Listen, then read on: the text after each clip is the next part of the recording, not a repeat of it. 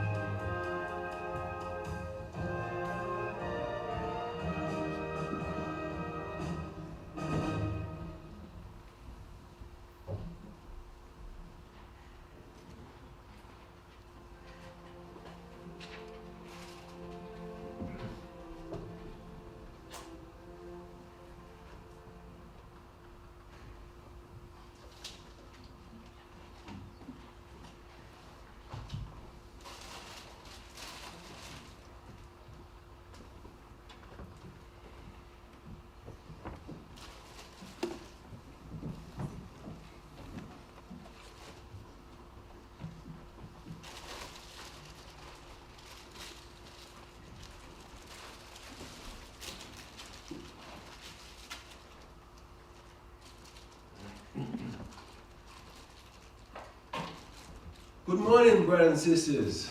Good morning. Good morning to everyone to be here today, Monday the 13th of April, to join in this celebration of the life of Marva Sobambi. I'm sure she will be pretty surprised to see the turnout. But once we know her, we're not surprised because she was a very infectious, loving person. So I'd like to start with our first song, When I Behold the Lord.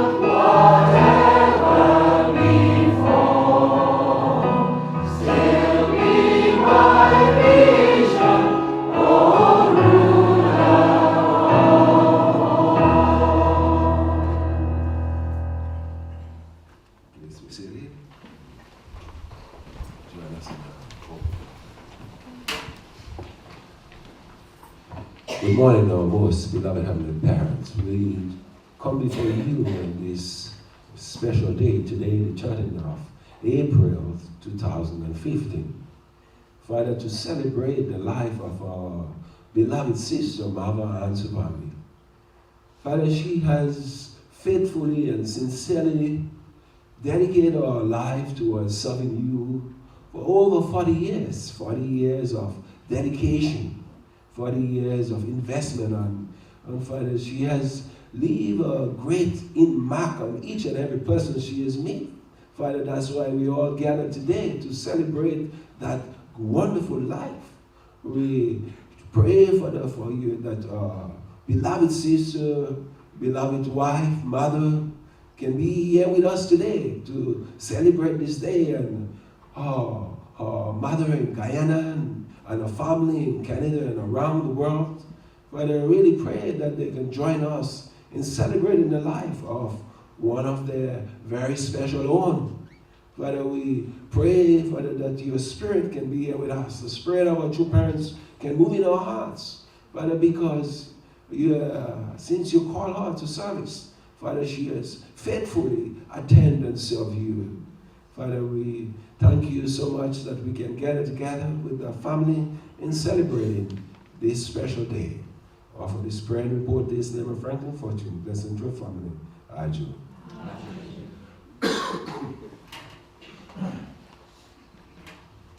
So good morning. And thank you all for being here to celebrate with Bio, Esther, and the wider family, and Sobambi's family, and also the Wyatt family in Guyana. Actually, Marva's mother is still alive today.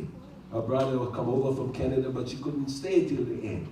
Marva is the eldest child, and she has been an exemplary elder sister. So we want to give thanks. We want to give thanks to God and true parents. We want to give thanks to her father and mother. And we want to give thanks to all our community and our relatives and the family that invested in our lives to make her the kind of a person we're going to remember today. Because it's not just one person, it's not just by herself, she created herself. It's all the investment of heart in a journey that create the person. And we are very happy to be here today with Bio and Esther and the family and all of you who knows the family in celebrating not the death but the life. Yeah. So we want to, there is a lot one can say, but I'd like to, I want to say the traffic in London is not easy, so the people who was even intimately engaged in preparing for this service there get stuck on the train or in the traffic somewhere, so they're not here yet. So I'd like to invite a dear and a wonderful, beautiful person who has been an incredible rock for the family, Miss Elizabeth Moore, to read the eulogy.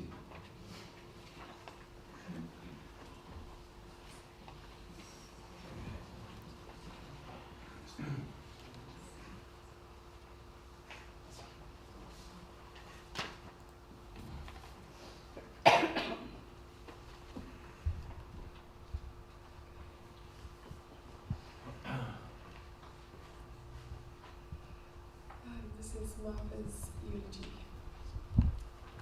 This is written by Rosemary Point. Marva grew up in the rainforest in Guyana. She lived in a small village in Guyana, 1.5 miles from an area known as Bartica. She was the eldest of 6 children born to her father, Claudius Wyatt, and her mother, Anne Amelia Wyatt. Her father worked as a driver for the Guyana Public Works Department. 100 miles deep into the rainforest, her mother worked from home baking bread to sell. Marva's siblings saw her as their second mum and also the second in command.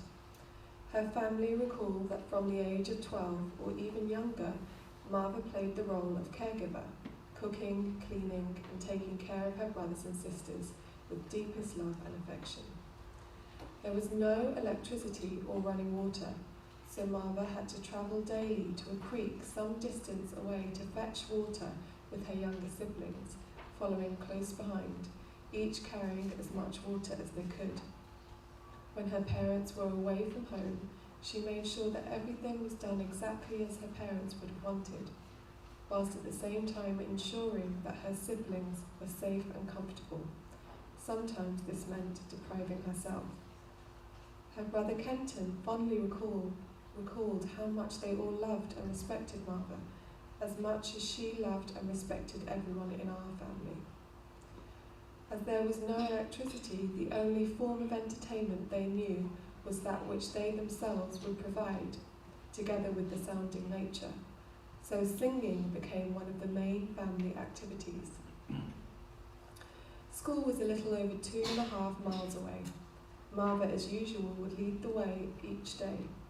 They all enjoyed collecting wild flowers along the way and competed to see who could find the best flowers. In 1996, when their father was transferred, the whole family moved to Demerara. Marva learned from her mother how to make clothes and take those lovely cakes that we have all come to know and love. She and her siblings were encouraged by their parents to become active members of the community. Her sister became a brownie and later a girl guide. Her brothers became members of the Boys' Brigade, whilst Marva chose to join the Red Cross. She became a member of the Anglican Youth Choir and went on to form a duo with her sister Nelta. They were known as the Wyatt Sisters. The Wyatt Sisters became popular on the radio. They worked as backing singers for local artists and also made some records. One of their records, I Cried a Tear, became popular in the 60s and early 70s. Their mother rejoined the workforce while leaving her 5 youngest children in Marva's capable hands. Marva started her working life as a clerk with the Ministry of Health in Brixton. This was 2 blocks from the Unification Church.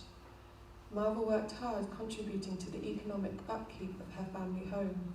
She also made an effort to support each of her siblings. For example, she lovingly hosted her youngest brother, Timothy, in her home throughout his undergraduate studies. Marva's search for the answers to her biblical questions led her to visit a number of different churches. As a young teenager, Marva promised God that she would dedicate her life to him. In 1974, Marva was introduced to the Unification Church by Peter King. She attended lectures in 1975 and joined on her birthday, October 15th of the same year. She was 22 years old. She became a member of the Hallelujah Group, a musical ensemble and outreach group of the Unification Church in Guyana, with whom she toured internationally. She supported Mrs. Van Prague as centre leader. Marva was an acclaimed and multi-talented performer who not only sang but also acted in musicals. She was an amazing artistic singer and performed in South Korea, Japan, Canada, Caribbean, Suriname, Kosovo, and in Europe, including here in the UK. After touring, she settled in Canada and became an exemplary member and one of their top fundraisers. Marva was blessed to Marva Sobambi in October 1982 as part of the 6,000 couples blessing. She came to England to join him in July 1987.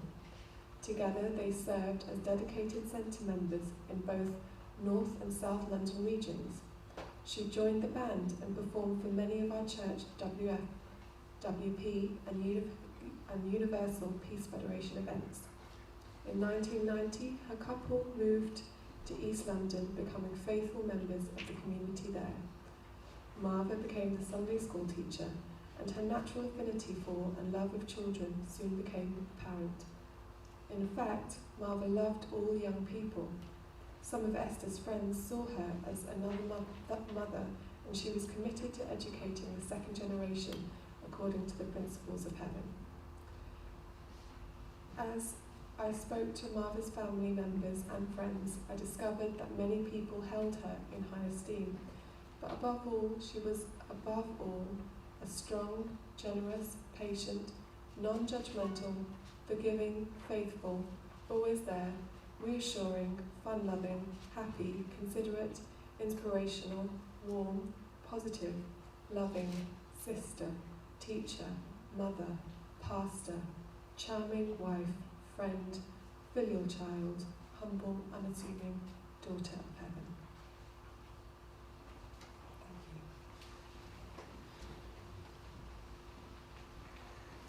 Thank you for this. Many times we come here in Lancaster Gate and we see Marva in a golden dress standing there and singing, "One love, one heart, let's get together and feel upright." I think one of my favorite line in the song is, "Let's give thanks and praise to the Lord and we'll be all right." So today, let us give thanks and praise to the Lord and we will be all right. Okay, thank you. Now, someone whose mother often enjoys singing and playing with is Mr. David Rennie. He's a most beautiful musician with his flute. He embraced that flute with so much love, and mother in a golden robe would be singing beautiful songs. You know, love is the bridge, and all the many different things. So David Rennie will sing, will play a very beautiful piece, "You Raise Me Up." So let's welcome David Rennie.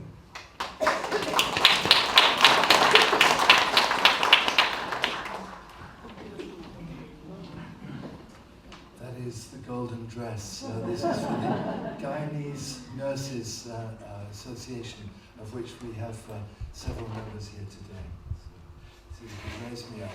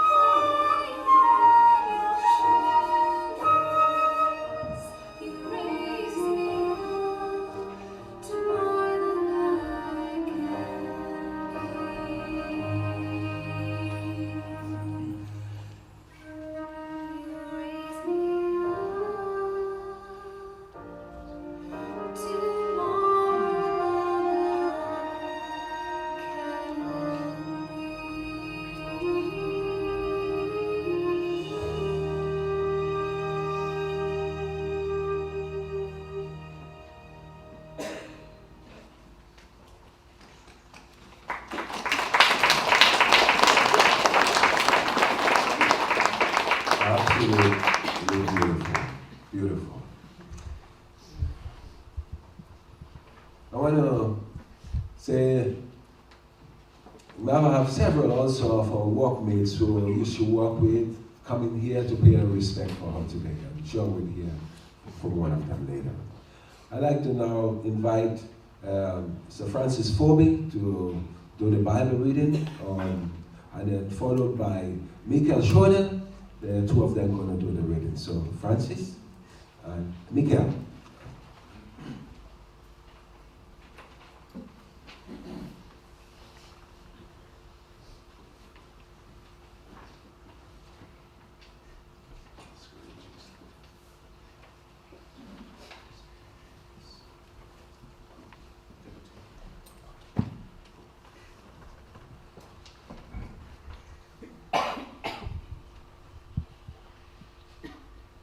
Our Bible reading is taken from the book of 1 Corinthians, chapter 13,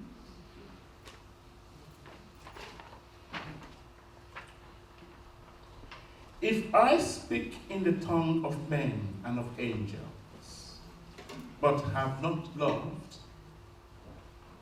I am only a resounding gong or a clanging cymbal. If I have the gift of prophecy and can fathom all the mysteries and all knowledge, and if I have a faith that can move the mountain, but I have no love, I am nothing. If I give all I possess to the poor and surrender my body to the flames, but I have not love, I gain nothing.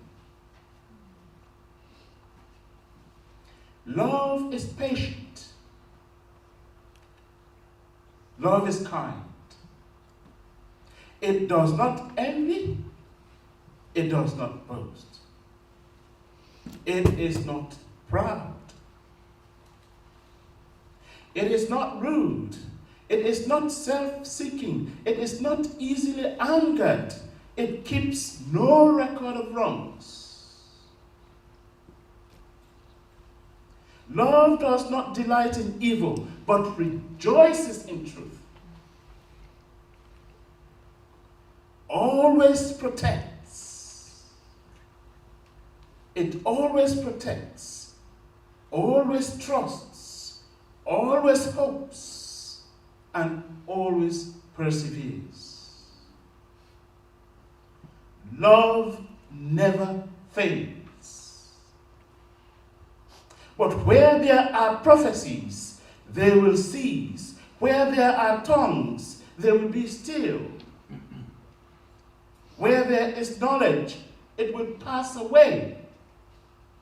For we know in part, we prophesy in part.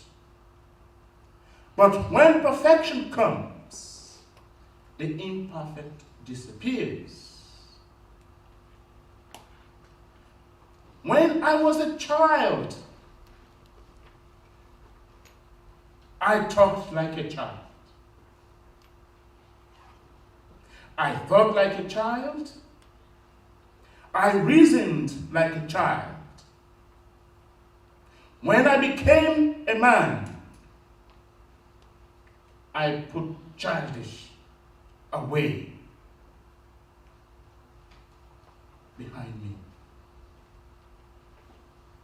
Now we see but a poor reflection as in a mirror.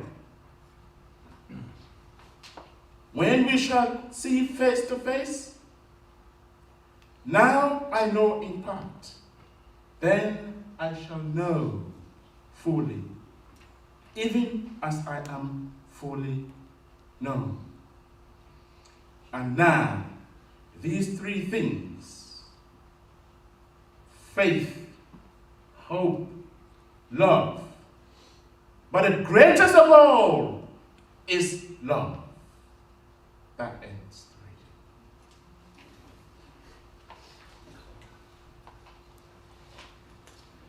reading. Good morning, brothers and sisters. This reading is from Beginning a New Life by Reverend Seung Hwa. People generally think that everything ends when we die, but that is not the case.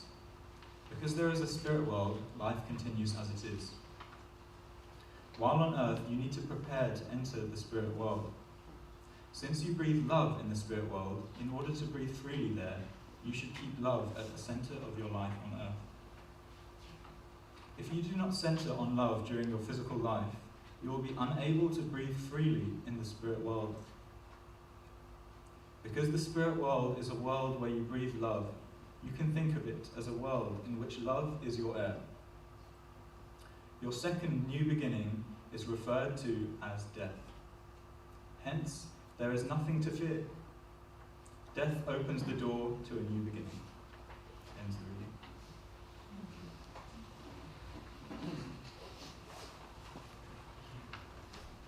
So that's two very beautiful readings, which, in this last week, as shared different testimony, that is the essence of what was shared about Marva's life. She was a person of love. In one of her evening prayer, one of her workmates was in absolute floods of tears, just expressing that heart that she feel to Marva.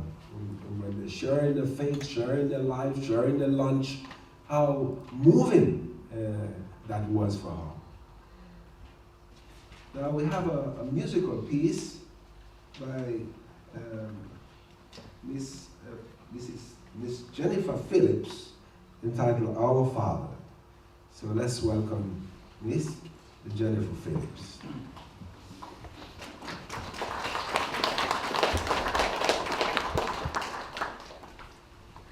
I have wonderful memories of Marva. She was such a lovely person and lovely to sing with in Voice Creations. My condolences to the family, and we are consoled by the Lord's Prayer this morning. Our Father in heaven.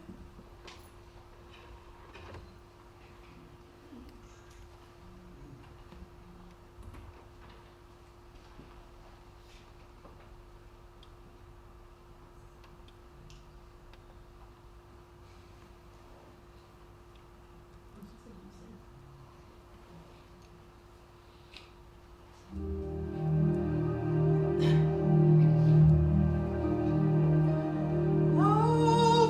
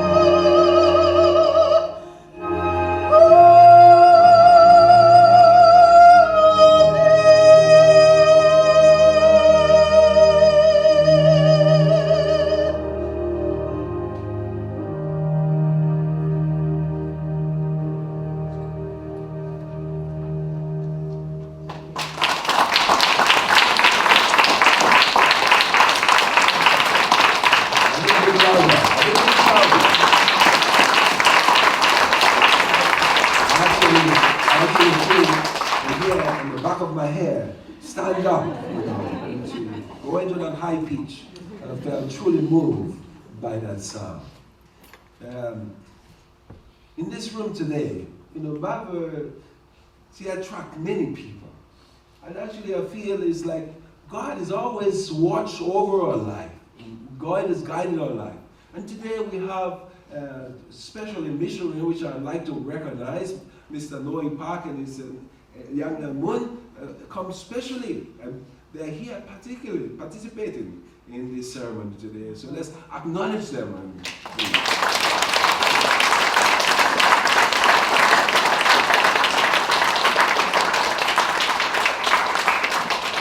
And our Continental Director, Reverend Anne, he would have loved to be here because this service today is, as you know, Marva served our community for over 7 years.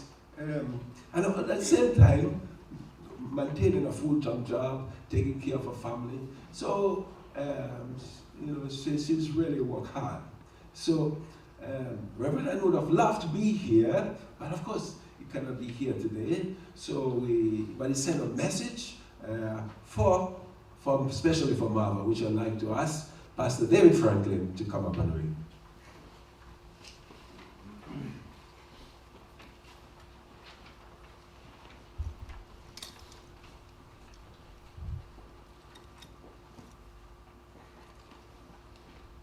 This is a message from Reverend Young Shik An.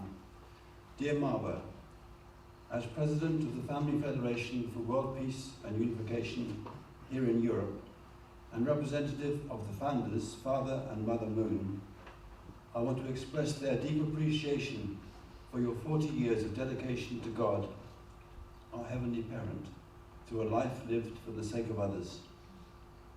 Our thoughts and prayers are offered to smooth your transition to the spiritual world, now free from your ailing physical body, and to support your husband Sabayo and your daughter Esther, and the East London Family Federation community, which you so faithfully and generously pastored for the last 7 years.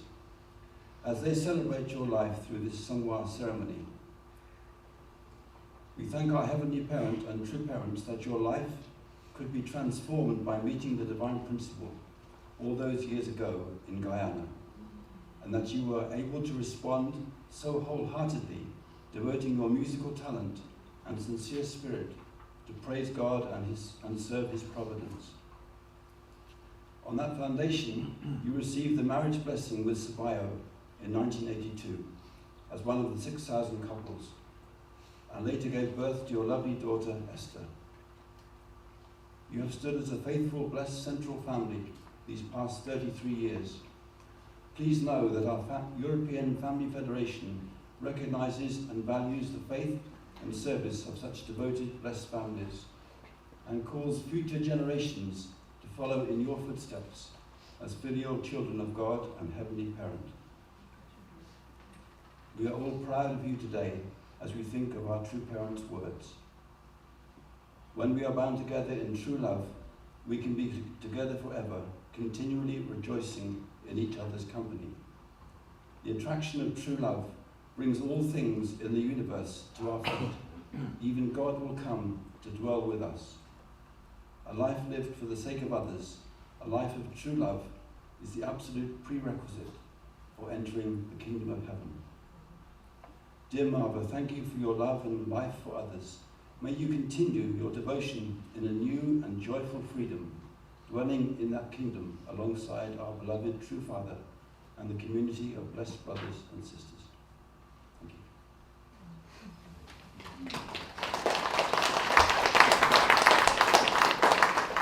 Now we have the service, a short message by national leader, Mr. Jack Corey.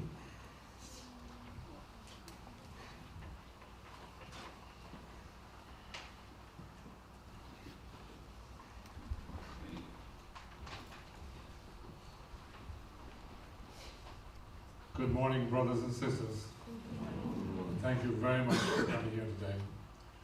I know that, I understand we are also being watched by Marva's beloved mother in Guyana, as well as some of family in Canada. And to you, I want to extend our sympathy and also our gratitude.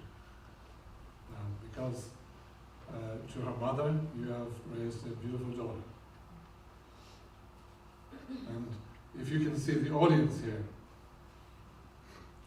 you'll be moved by the number of people here. I see people standing out the back, and I know there are people downstairs watching on closed-circuit TV. And this is a measure of the love and esteem in which Marva was held by so many people. And I know, of course, many others could not make it to this service today. So this is truly a measure of the love that she has generated and the reciprocation of that love from all of you here today. And thank you very much for coming. When I think of Marva, I think of the word devotion. I listened many times to her prayer when I would visit East London or on other occasions. And the tone of her prayer and the spirit of her prayer was always a feeling of utter devotion. And I think that this reflected her background as a person who was brought up as an elder in her family, the eldest in her family, taking care of her children, being like a second parent in her family, being devoted both to her parents and also to her younger siblings. As a Christian, she was devoted to her belief. She was devoted to her church. And she was gifted, of course, with a beautiful voice. And this voice brought love and upliftment to so many people. Actually, when I think about Marva, I remember particularly the song which was made famous by the great American singer Louis Armstrong. What a wonderful world, right? And people walking by saying, "How do you do?"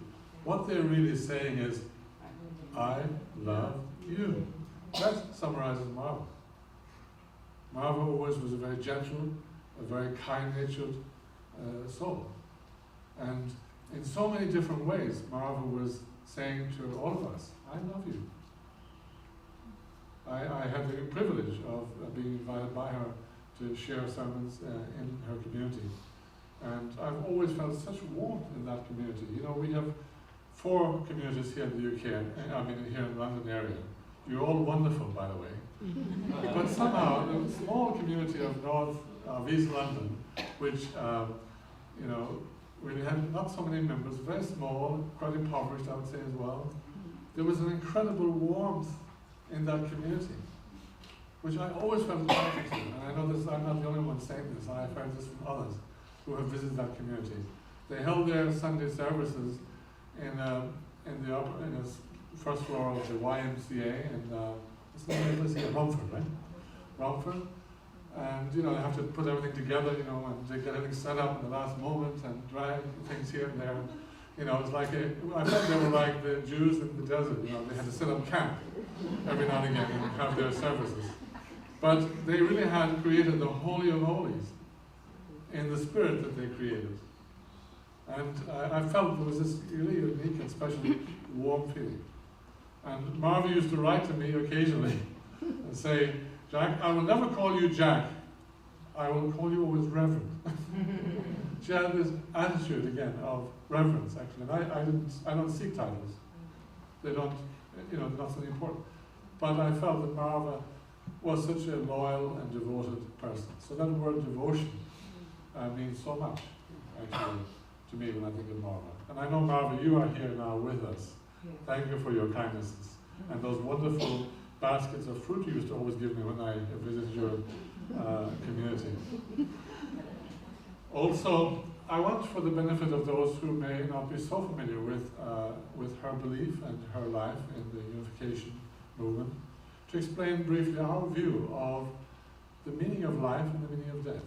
And this is core teaching of True Parents of Father Moon. That, you know, we have 3 stages in our life. The first stage is in the mother's womb. And our physical body is being created over the 9-month period of our gestation.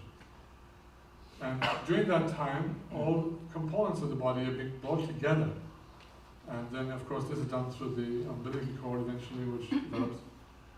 And the whole purpose of life in the womb is not to stay in the womb. The purpose of being created in the womb is for the next stage of life. And so a baby may feel comfortable in the womb, very well supplied with nutrients and warmth and comfort, and may decide, well, I'd rather not stay here. I'd rather not move on from here. Even I've heard sometimes, maybe in the womb, there may be twins, and they're having a discussion. Is there life after birth? And, so this issue even is that we are forming ourselves within the womb. We are forming ourselves for another stage of our life. And one day comes that there's a sudden kind of eruptions or whatever, something starts going on, and then there's a feeling of, oh my God, I'm dying. And, there's this bright light.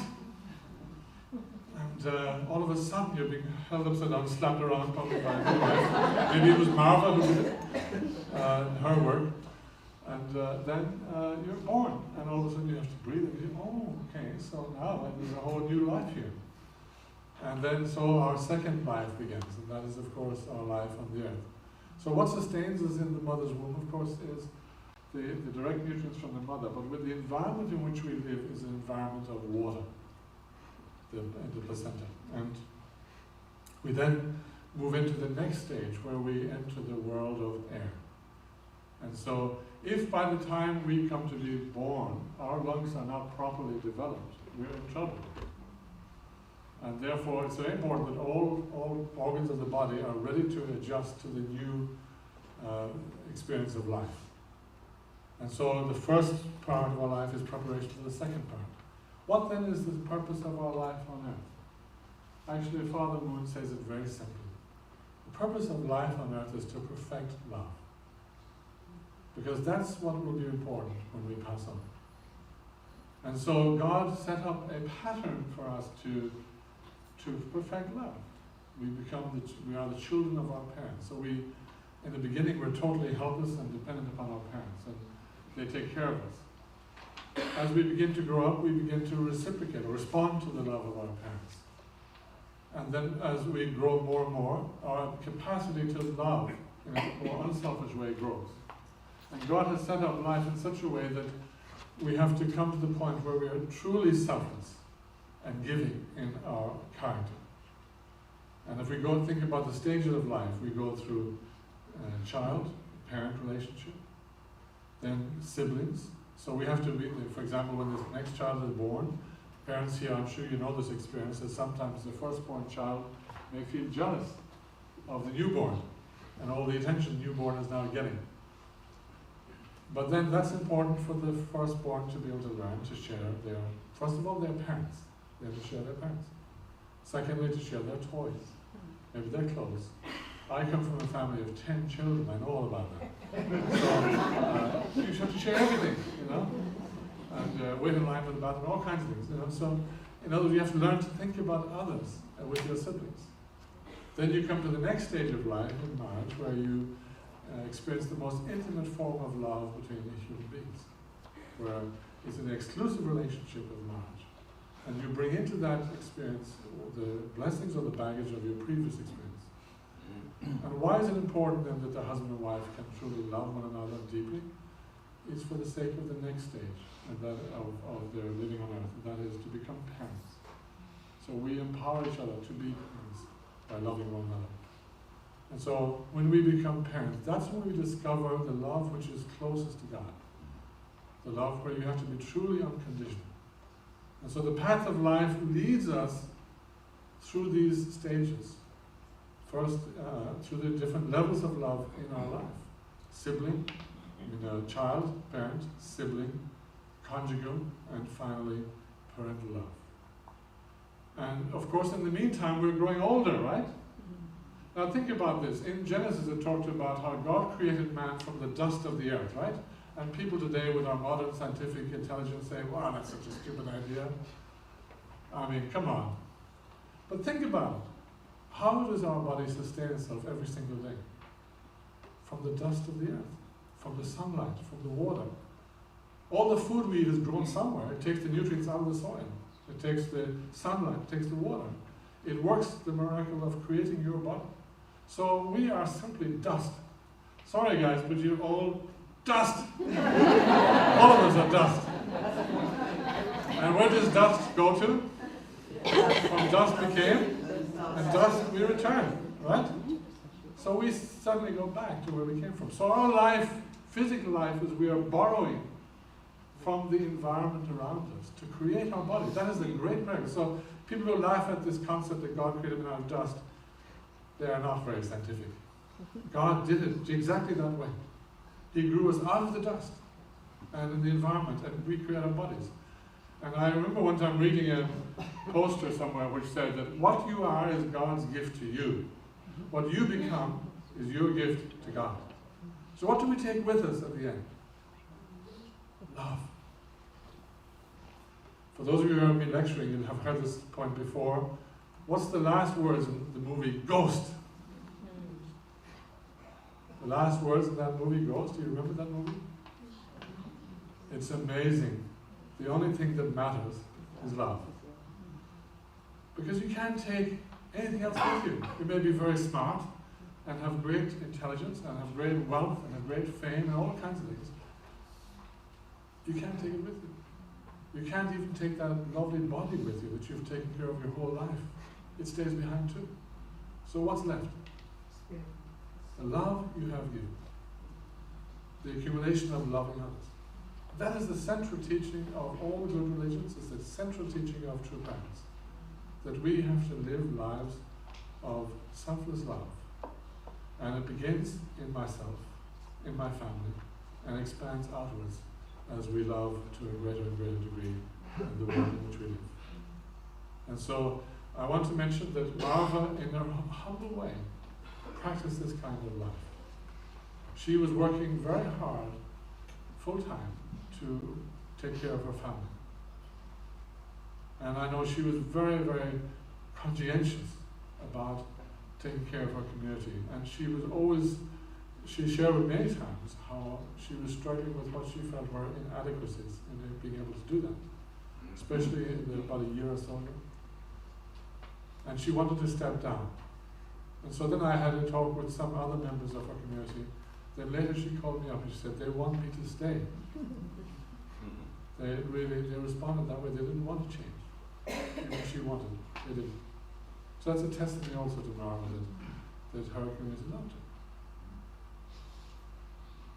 her. And I know that not everybody knew her very well.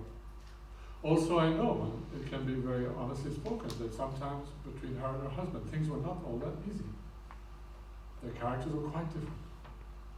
But I saw a beautiful scene in last year, when I think it was about was it December? You had your December, we thought we were going to be commemorating the Seung Hwa for Sobambi.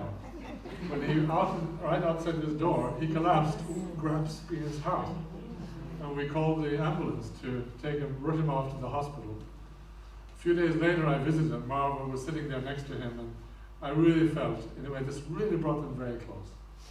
And I felt that they really really came much closer through this experience. And then now, when Marva was coming to her last days, I know that Sabaya also really lovingly cared for his wife and loved her and expressed things that maybe were left unexpressed in the past. And so I feel that this has been a victorious life for Marva and for Sabaya and their family. I know that it's not easy for Esther, their daughter, to lose her mother at this time, or anybody in this situation. But I know that please be aware how much we are grateful for her life. And where will she go now? She is transiting into the spiritual world. She will be greeted by many of her ancestors who went before her. She'll be greeted by true parents. She'll be greeted by the saints of our movement. And she'll be lifted into the spiritual world, into really a beautiful and unique place for blessed members. So we can be very grateful that we have this privilege because of our true parents. You know, today I was reading, or a few days ago I was reading something in Seung Hwa, where a father said that when you go to the spiritual world, it's like there's a balance. And if the balance tips even 1 point towards evil, you're going down. If it tips 1 point towards goodness, You go up. And so I believe that Marva has definitely big balance on the good side. Don't you think so? Yeah.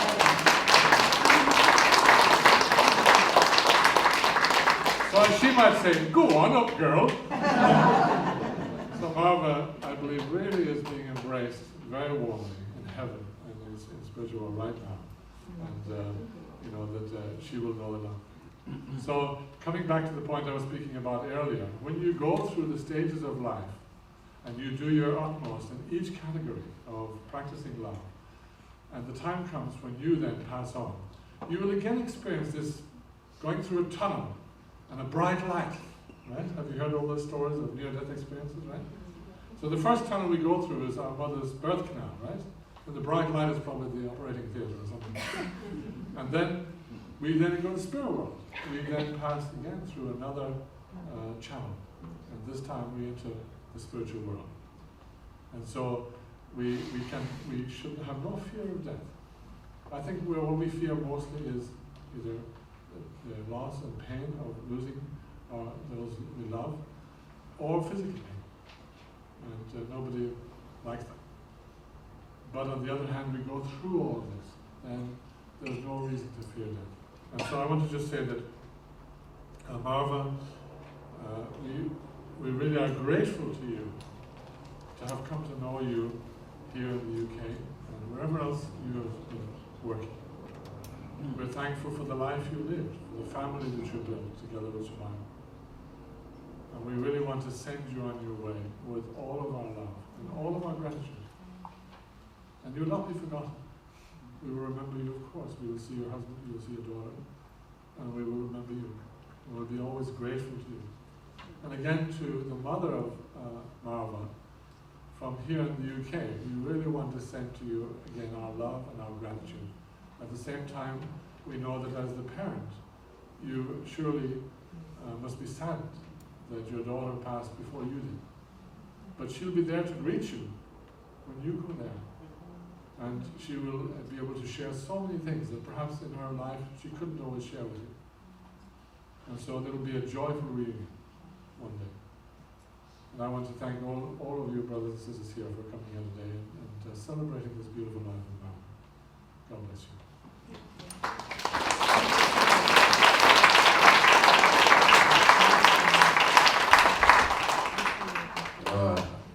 My name for Marva is Marvelous Marva. I always call her Marvelous Marva. And now we want to invite up the Lancaster Gate Choir to sing Amazing Grace. Let's please come forward.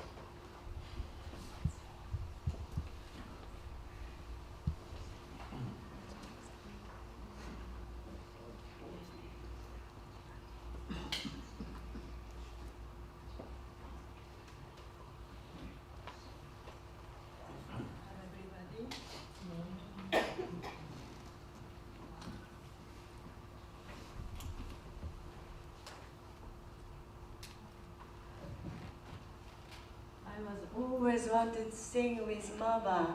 Last December, especially St. John's, I was there to listen to her voice. Oh my goodness.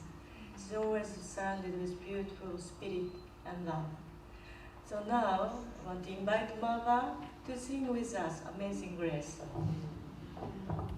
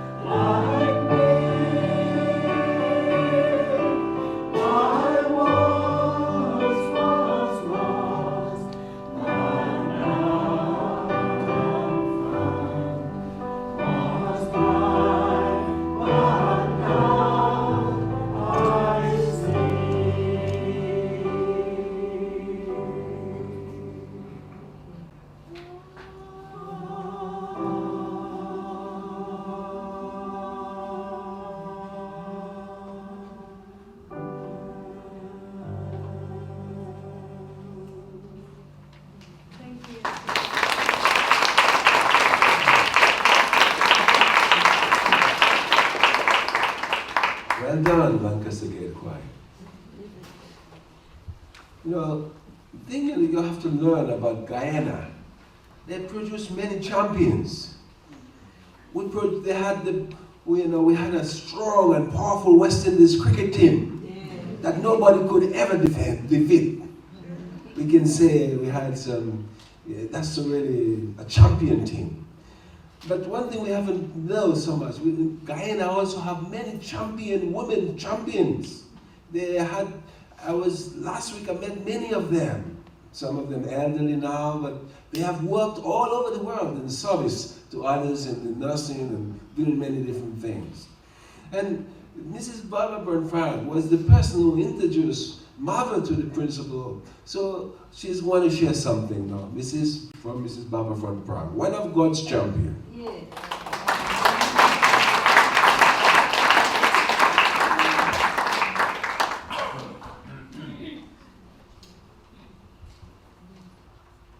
Good morning, everyone.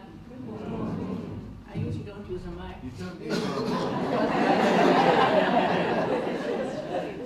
But you know, there is a song that we sing, and some of the guys here would know it, I'm sure. Born in the land of the mighty Roraima. And Mark was born, as you know, in the rainforest area of Guyana. And in that song it says, onward, upward, may we ever go. Day by day, our strength and duty show. And we are a people who, we used to say, well, there's so many races in Guyana, you can't count them. We're a mixture of everything. And so like that, all the things that we do tend to have a flavor of all the peoples of Guyana. Now, 40 years ago or so, a beautiful young woman walked into our center at 104 Crow Street and said, Jesus sent me. I said, oh. I said, okay. I said, you know, this is the Unification Church, and we teach the divine principle, which is about the Bible, but in a deeper way. And after hearing the lectures of divine principle, Marva says, I'm staying. I said, oh. And this is what she did. So we have known Marva, and I have known her, not only as a very religious and conscientious person, but also as a wonderful singer. You have no idea, she can act as well. And we will always remember her to our different concerts we've held here. She is a deep person, and also, not only that, I think that the 1 Corinthians chapter 13 is what Marva was. She was never envious, she was never jealous, she was always very humble. I cannot tell you, there's so many things I could say about her, but it will take me a very, very long time. So David and I, we know her well, and Marva, one of the singers you heard, is among all of these wonderful people. She was performed in the Hallelujah Group International, which toured many countries. And she also sang before kings and princes and everyone, and covered the Caribbean, and as you know, Kosovo, Canada, everywhere. But everyone always spoke about her because she always had this beautiful smile and always with a deep heart of love. We will miss her physically, but we will always remember her. You know, and there was a song that you know is called Unforgettable. And that's what Marva is. I looked up the word, in fact, they looked up the word, Silver and Ben, they looked the word, what does Marva mean? We couldn't find the meaning. All we know that it's a Hebrew name, Marva. And so, as Pastor says, marvelous Marva. Yes, she was a marvelous person, a fantastic pastor for East London Church for 7 years, and a fantastic singer of beautiful songs which really reached deep into the heart. We thank you, Marva, and you will always be with us, and your voice is taped, and one of these days, very soon, you will be able to get a DVD and a tape with all the wonderful things that she sang. And thank you for being here, for Marva, all those who came. How many Guyanese are here? Hands up.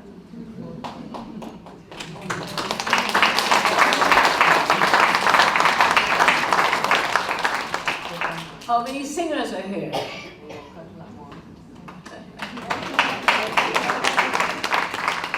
God bless you. Thank you, Marva.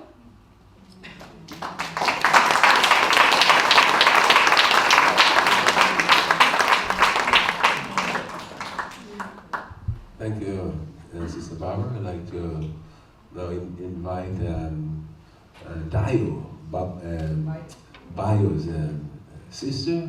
She's usually she come all the way from Nigeria to be here. So let's welcome Dio, and then followed by Mr. McBride.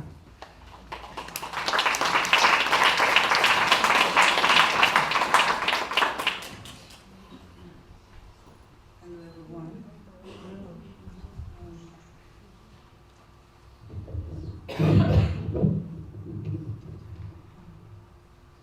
Marva was my sister-in-law and Bayo's sister, and we've always been very close. She's a very passionate person and very kind.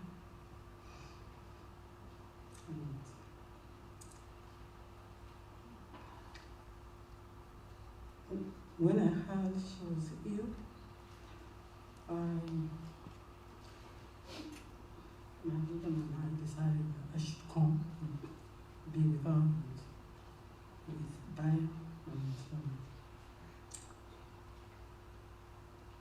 I was in the air when she died, a few hours before I arrived.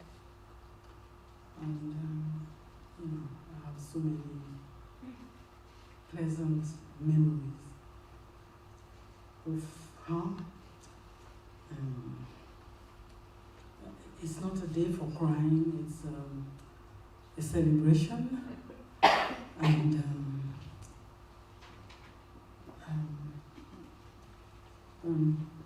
she has always been a wonderful friend, and we will talk about many things that ladies talk about, from hair to clothing to whatever else. And even our beliefs, she shared her beliefs and I shared mine, and we had respect for one another's beliefs, and so many pleasant memories. I wouldn't know where to start, but some of my best memories were at we met several times, and we enjoyed many pleasant times together, and we always had Christmas together. And from when the children were young, from when Esther and mine were young, and we would come together. She would cook, I would cook, and we would have it either my place or her place, and we just had, wonderful time, presents, like families do at that time, share, presents and food, and, she was always, smiles and never complained, and she always gave her best, and, all the time.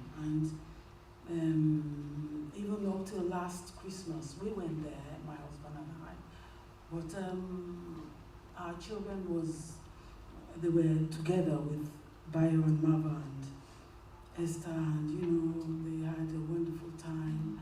And we would call from Nigeria, and Merry Christmas, and we would talk on the phone and share the day even on phone with them, and it was always like this, and I could never believe she was going to go so soon, but I guess that's the way God wants that, and we are all like flowers. We're here today, and tomorrow we're gone, and what we're left with are the memories of the things that we did, and I am so glad that I have been left with so many wonderful memories of her, and how she looked after my brother as well. I really appreciated that, because he's not the easiest of persons.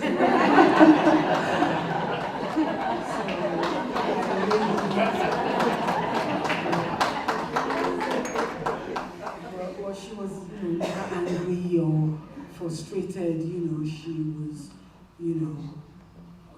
just looked after him and made sure he was all right and everything. So I really appreciate Marva, and I love her dearly. And she, like I said, she was like a friend. She, you could have sister-in-laws who were not, we don't particularly get on, but we were real friends, and I really appreciate her, and may her soul rest in perfect peace, and I believe I would see her on that last day. Thank you so much.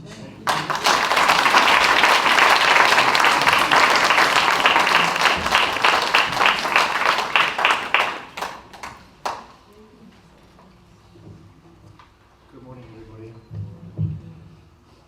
My wife and I had a great privilege to know Marva in many ways, but one of the deepest ways, as many people already expressed, was through her music, through her singing. And when I heard about her passing, I was very, very sad, as was my wife. And my overwhelming feeling was I wanted somehow for her singing to be really represented here at this service. And I thought about one very special episode where she was able to sing for True Parents, actually just a few hundred yards down the road in the Royal Lancaster Hotel. 1993 in November, when True Mother was making a worldwide tour. And I desperately wanted to share that with you. You don't want to hear my description of it. I'm sure ideally you'd like to see the actual thing on tape. And despite the heroic efforts of particularly Grant Miller, but also others, to find it and to be able to show it to you today, for you to be able to hear it, I'm afraid we couldn't locate that. We found the event, the big event with 1,300 people, and a great occasion, many great speakers, and True Mother spoke, and proclamation of her as in a position of True Mother, and so on. It was a great providential occasion, but where Marva sang was actually after that event. There was a celebration upstairs, and anyway, we would have loved to have shown it to you, but I'm afraid we don't have that yet. We hope we can still find it, so that when Barbara Van Praag's DVD comes out, maybe it'll be on there. But of course, Marva not only sang generally for our communities here in the UK, or for national level events or European ones, but as we heard, she was really an artist on an international level. She performed in many countries and many distinguished occasions. One of those was in 1989, just a couple of years after she came to the UK. She was able to perform at the CARC convention. I don't know whether you remember, that was an incredible year, 1989. 1988, we were able to win a great victory in our battle with the government here for legitimacy, and we won the charities case. And on the foundation of that, True Father put many great events here the next year, 1989. Maybe you remember. First of all, there was the Artists Association Conference in the Grosvenor House Hotel just down there on Park Lane. And then there was the CARC convention, world students coming from all over the world. We had a great event in Wembley. And then later on, we had a PWPA International Congress down also on Park Lane on the Intercontinental Hotel. And Marva, I was on the committee that organised the CARP convention, and one of the first things we did was to engage Marva and the band that she sang with at that time, Original Mind, to perform. And she did that very beautifully in the Wembley Conference Centre in front of about 2,500, 3,000 people. That was nothing for her, that was meat and drink in a sense. And so I'm very happy to say that actually we have recording of that. Am I right in saying that we have it ready to play? David? Yeah. Which one? Wembley Conference Centre 1989 CARP Convention. And we also, I think, I hope, have another snippet which was not from the time when she sang for True Mother in 1993 in November at the Royal Lancaster, but 7 years later in 2000, True Mother came again, and Marva again sang for her, and we happened to have about a 20-second kind of news clip of that event, with Marva, making a bow to True Mother, and then singing a little bit, a little interlude of her singing, and then her ending and bowing again to True Mother. So I hope do we have that, David? I have one of Chislehurst and one with closing ceremony at Natural History Museum. Okay. I hope those are with Marva singing, are they? Yeah. Anyway, they're not the ones I thought would be here this morning, but from those you can hear for yourself, and Marva can testify in a sense to herself at this occasion, the beauty of her voice, the warmth and the depth and the sincerity and the deep heart that many people have already testified to.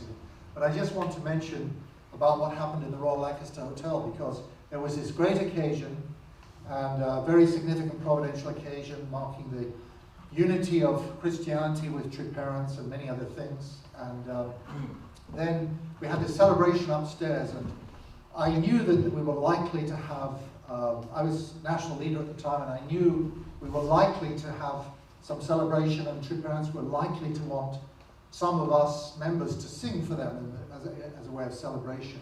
So I asked Marva beforehand, please Marva, be ready, because I really feel you should be one of the singers. And then, true enough, we got to the event, and True Mother said to me, can you ask some members to sing for True Father? And what was going on was that True Mother was here, physically and spiritually, and True Father was listening in Korea, in I don't know where, in Hanam-dong or somewhere, and on an open telephone line. And he could hear everything that we said and everything we sang, and we could also hear him speaking through a magnification of the telephone. And so in a very real sense, true parents were here together. And so when True Mother said this to me, I immediately felt, who should sing first? And I immediately, Marva's name came to my mind.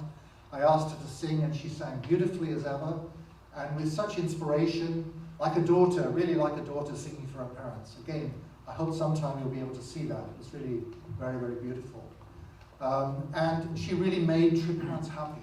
And I felt like on this occasion, when we're celebrating her life, we want to remember how much she could make true parents happy with her singing. And so that's why I hope these two clips, I can't be absolutely sure, I hope they're the right clips, but they will show her singing in very important circumstances and give a flavour of her voice. And we can remember her through her spirit that way. So I just wanted to share those things. Thank you.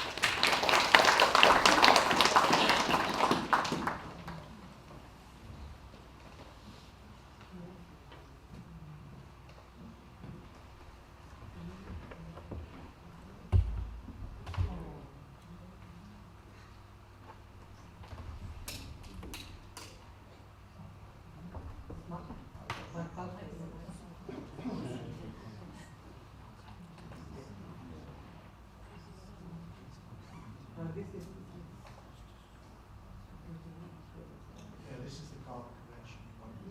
Can we get some sound? Yeah.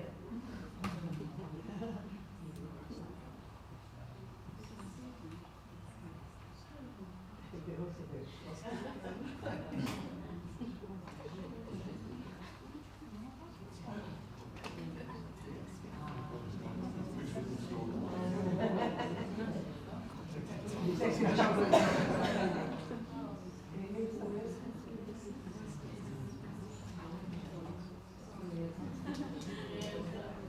you can see what kind of a fantastic mover they were. I would like to stand up and watch this fantastic move, but we have time on our side. So if we can leave this one for the moment because we have time. So maybe next time we can put it on, but we run out of time. I'd like to just invite up Janet to share something. Janet is Marva's line manager. And the whole group of them, the children that they were taking care of, they cried for Marva. And just, all of them would like to be here today, but Janet represents them all.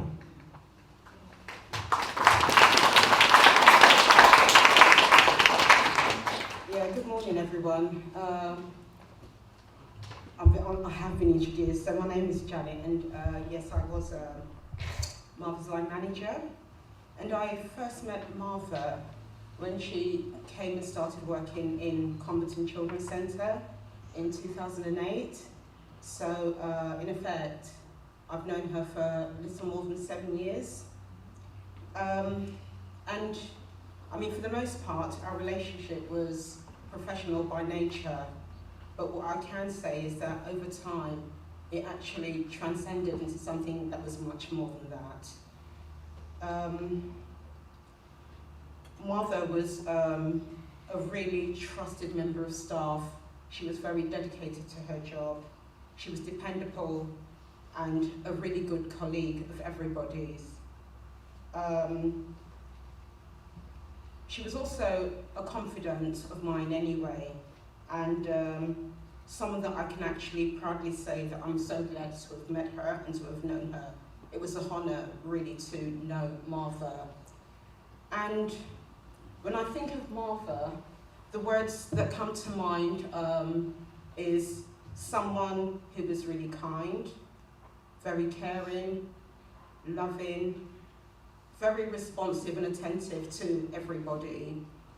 She was very true and nurturing, and she had such a gentle spirit. And actually the first thing that came to my mind when I was thinking about how I just would describe Marva is that she's a very humble person. Very, very humble. She was also quite witty and had a dry sense of humour. I mean, I didn't always quite get her jokes, but she was self-deprecating and wouldn't, hesitate to laugh at herself. And something that I really, really appreciated in Marva as well was the fact that she saw good in everybody. Marva was absolutely dedicated to her job. I didn't say this, but her role in the nursery was one of a nursery education officer. And in simple terms, what that meant really was she was there to support and care for the children, but also support with their learning and development. She looked after the children as if they were her own. And in our line of field or in our work, I would describe her as someone that was very child-centered. She would always, when talking to the children, get down to their level and speak in a very soft and gentle manner. Every child mattered to Marva. Absolutely every single child. As a manager, I would look at her and marvel at how she used to kind of tune into each child, and she knew exactly how to respond to each one of them, making them feel safe, secure, loved and special.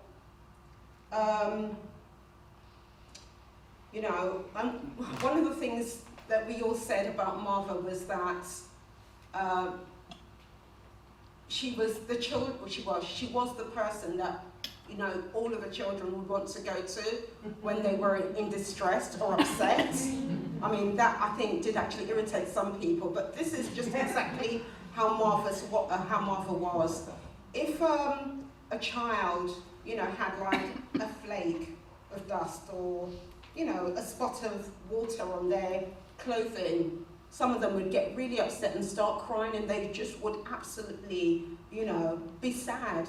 And Marva would, you know, faithfully go to that child and put things right, you know, by changing, you know, their clothes so that, you know, they were happy once again. That was the kind of person that she was. Nothing was ever too much for her. She would always just attend to the children's needs.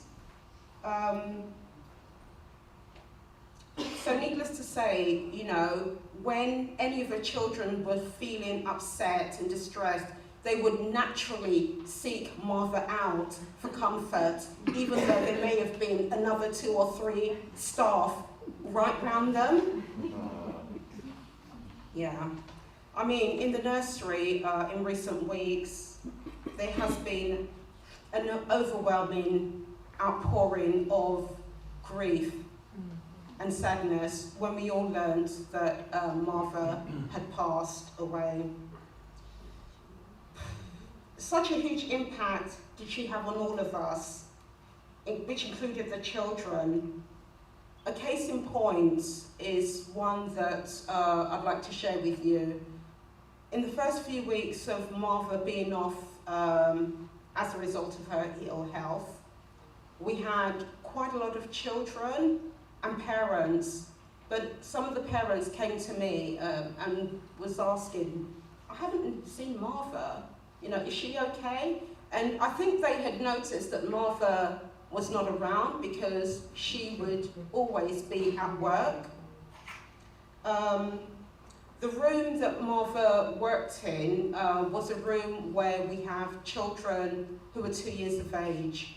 And many of you might know that at this age, most of the children, their language is kind of developing. Some do have some language, but for some, they have actually very limited language. We had at least 2 children where they struggled to communicate, and they were going to the staff and pointing to a photo of Marva in the room and saying, "Where Marva?" On a more personal level, I just wanted to let you know that Marva was very special to me. We became quite close, and we shared a lot of experiences and stories together. I mean, I would always do a late shift, but on the times that she was on the late shift, she would stay back and, you know, make sure that we would go home together. In fact, there were about 3 or 4 of us that would travel together, and we would always be the last 2 ending up on the train going towards East London and beyond. Marva just gave me so much invaluable advice. She was full of wisdom, and I learnt a lot from her. What I also learnt from Marva was about her family. She spoke fondly of her husband, her dearest daughter, Esther. You meant the world to her. And we used to share some private jokes about her daughter and my daughter, who were quite close in age. And for anyone that has a young, you know, adult or teenager stroke young adult, you would know exactly what I mean. She also spoke of her childhood. She talked about her time in Guyana and how she was her mum's kind of right-hand person, caring for her younger siblings. And she also spoke about a new addition to the family household, Liz, she said to me that you were God sent, and this was long before we knew that Marva was going to become ill. I also knew of her very good friend, Rosemary. So when I met Rosemary last week, I felt like I'd already known her forever.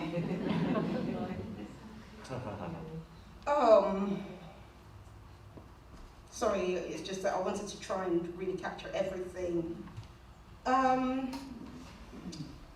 You know, how I will always remember Marva for her hopefulness, for her positivity, and I can honestly say that she was a true gift from God.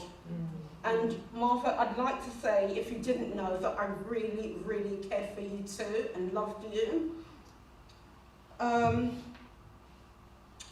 We all loved Marva, but we know that God loves her best.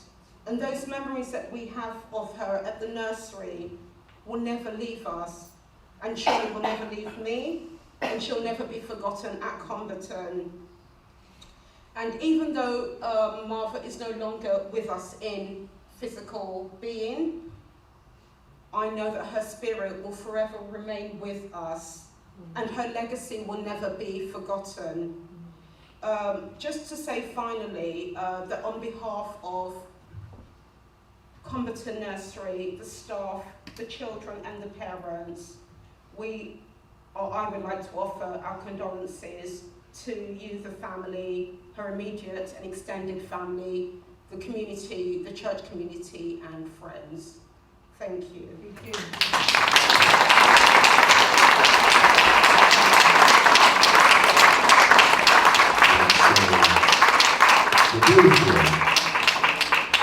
We have to live life that when we're gone, that others will say the same about us. So, our ceremony comes in 3 levels. The first one, when we say farewell to her, with physically seeing her for the last time before the casket is closed. This Seung Hwa ceremony is a celebration of our life, and I'm sure many of you want to talk and share. And those who want to share and talk, I will give them the first opportunity by the graveside, because the third level, third stage is the one job, or the returning home, the ceremony, and by the graveside, where we continue sharing. But for now, we are out of time for sharing. We now want to do the floral tribute now. So, first of all, with this floral tribute, we want to invite up the husbands and the family, and then we'd like to invite up a representative of 2 parents, and then everyone who can come up to put a flower in, to share, put a flower. So, and in the meantime, we will have a beautiful flute playing by Mr. David Rennie. So, Bayo.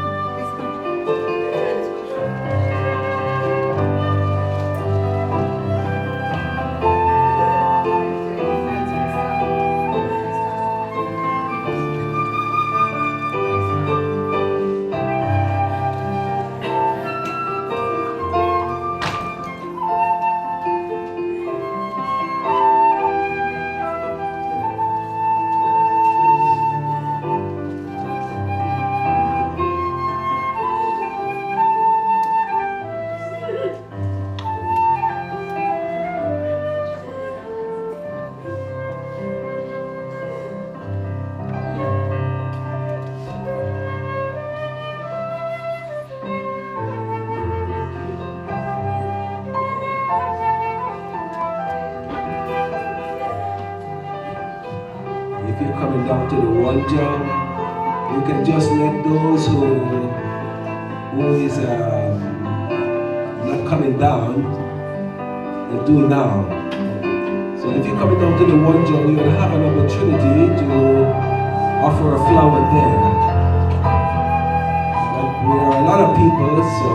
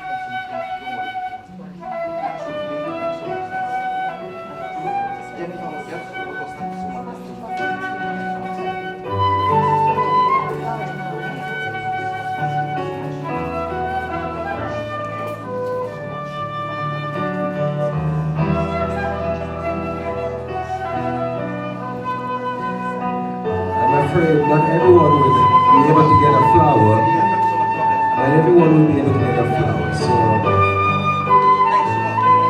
the queue is too long. So we thank you. If you didn't get an opportunity, please come to the World Job where we'll be able to do that.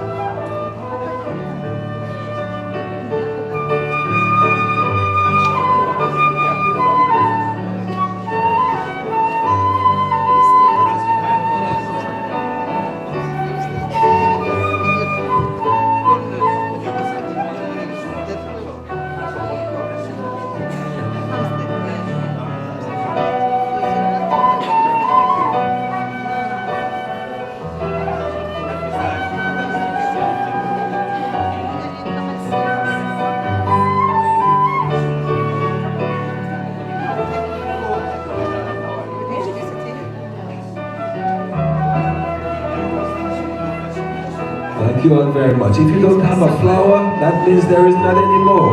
So, I just want to say thank you. So if you don't have a flower in your hand by now, you can say, you can just, that would be it. You can greet by or after, but we have a one-jump ceremony, which starts at 3 o'clock in the farm. So we are already running half an hour behind time.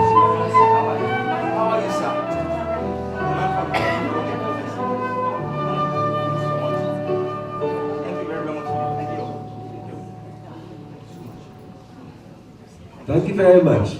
I'd just like to now, we have to draw to a close, so I now want to invite up Mr. Jack Coley to say the closing prayer.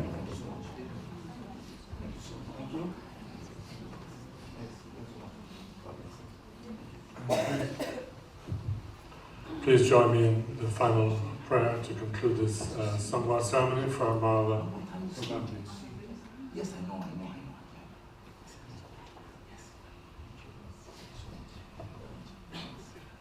Dearest Heavenly Parent, thank you for this opportunity to come here to honor the life of your precious daughter, Marva Sobambi. We have been moved by her life. We are saddened by her death, but we also are hopeful and know that she will enter the spiritual world to be embraced by you and to really rest from her life of service.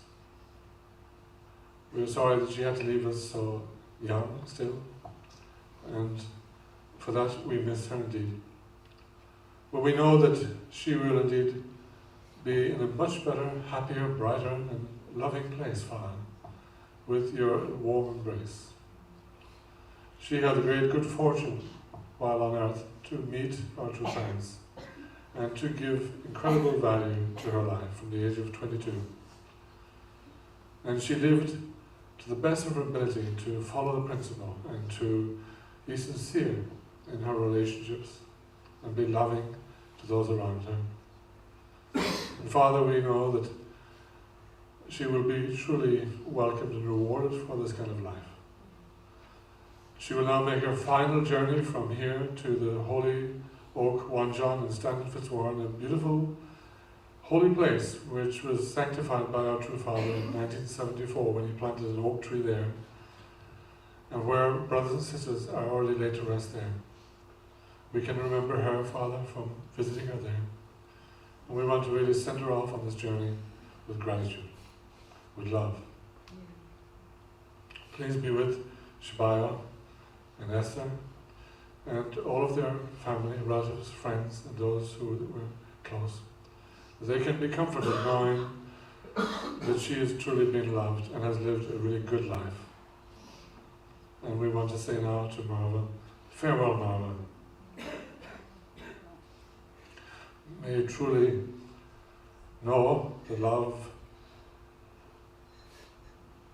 so many brothers and sisters here, and also go with hope. You are now free to move to the higher realms of the spiritual world and to be embraced by our heavenly parents and our true parents. And thank you once more for the life you have lived. I offer this prayer on behalf of all here, and in my name, Jack Corey, the Corey Blessed of Family. Adieu. Amen. Thank you. I just want to express a few words of appreciation.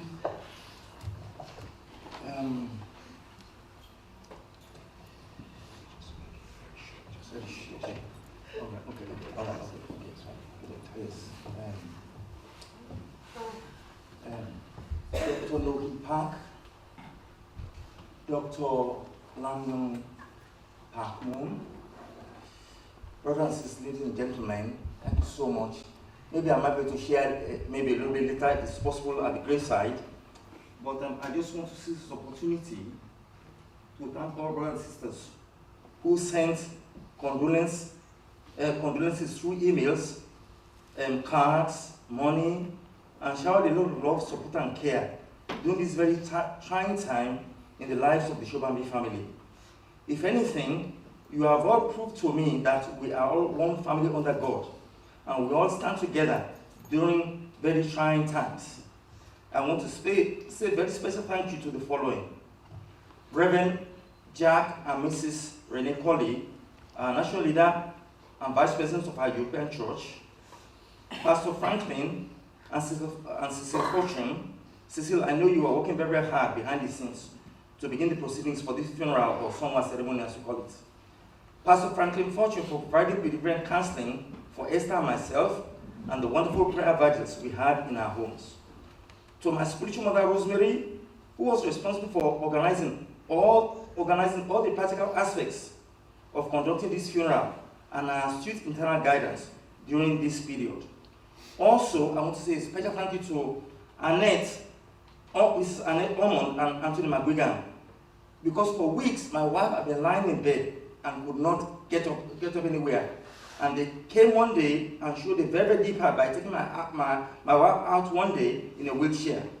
Thank you so much. I'm so moved for this and for the other things you've done as well. And last but not least, I want to say a special thank you to Miss Elizabeth Moore, who kept the Sobambi family from falling apart and took a lot of responsibility for taking care of Marva while on earth, and also took responsibility for Marva's circumstances and since her passing with Mrs. Rosemary Holt. So many thanks, everybody, and may God bless you all. Thank you very much.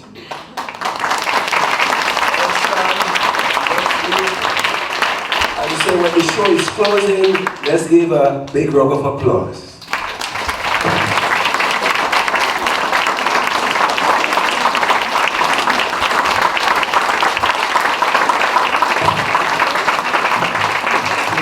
Brought to the close, this Seung Hwa ceremony. The next ceremony will be in the wardrobe. So if you can make your way, clear your way down the stairs, there will be refreshment downstairs.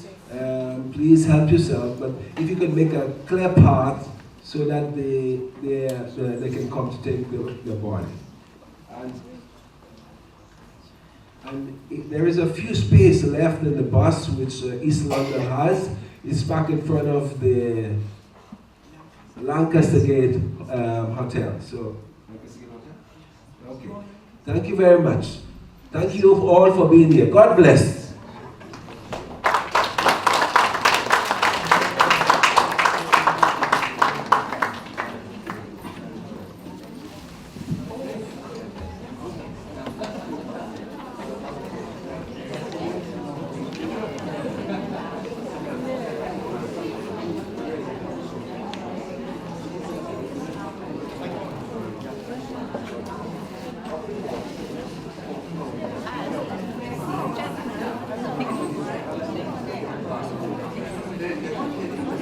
So those who's going down on the bus to the one jump, we will leave almost immediately. We will leave almost immediately. There will be a lunch box, a packet.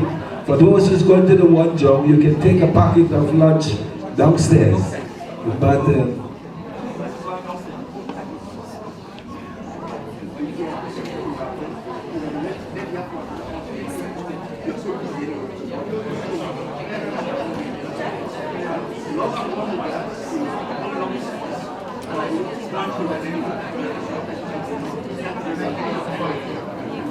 can I ask you all to sit down once again? Can you sit down? That we can make a part. Just sit down so that they can take the coffin out. Just sit down, please. Sit down and then it's easy to make a space. Please sit down.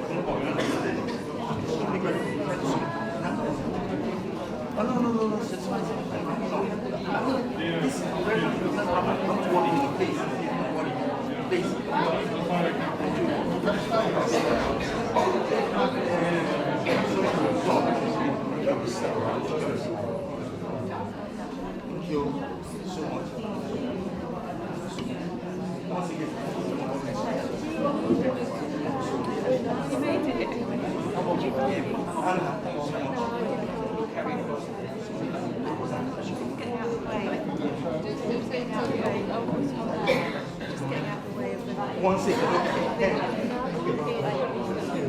I turned my phone off before they came because I didn't want to ring anyone.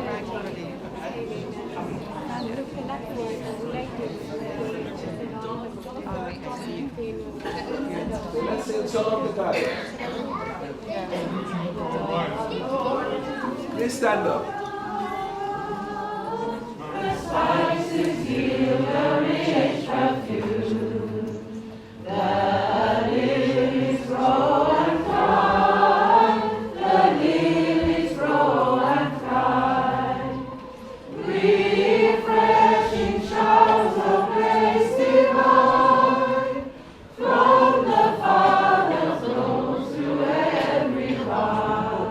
Stop a second.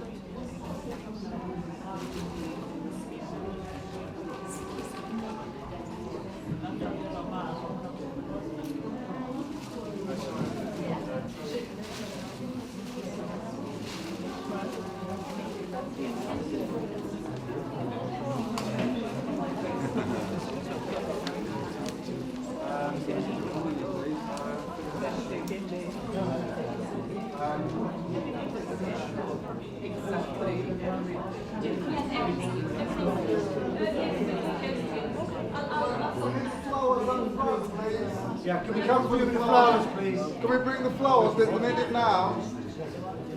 All the flowers. Make room for the flowers to come through here. Flowers have to go up front. All those with the flowers, take it straight to the horse. We need it now. Thank you.